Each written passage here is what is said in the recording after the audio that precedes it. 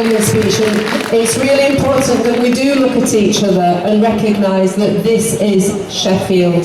Look at the people around you. Every age, every background, every perspective, we're united.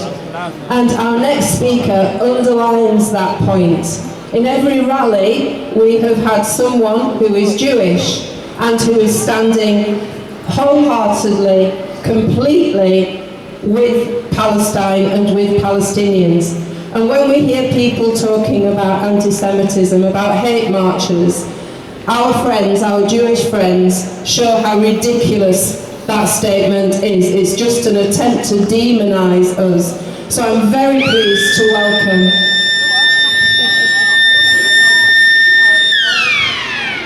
he's got an incredible fanfare ahead of him. So I'm very pleased to welcome Alan Deadman, who is part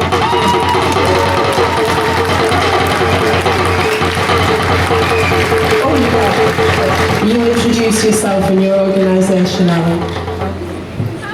Hello friends, thank you for this moment to say something about our group in Sheffield, Sheffield Jews Against Israeli Apartheid. We bring support and solidarity. When the events happened on October the 7th, the world had a lot of sympathy for the victims in Israel, the people killed and the people kidnapped. But days after that, that sympathy was overshadowed when we started hearing about the atrocities, the massacre carried out in Gaza. Thank you. Thank you for the drums. And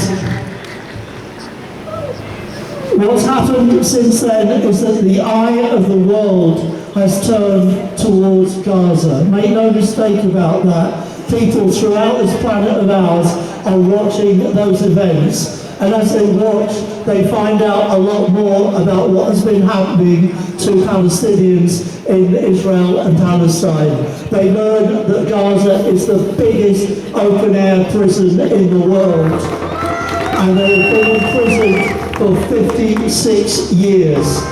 2 or 3 generations, just imagine that.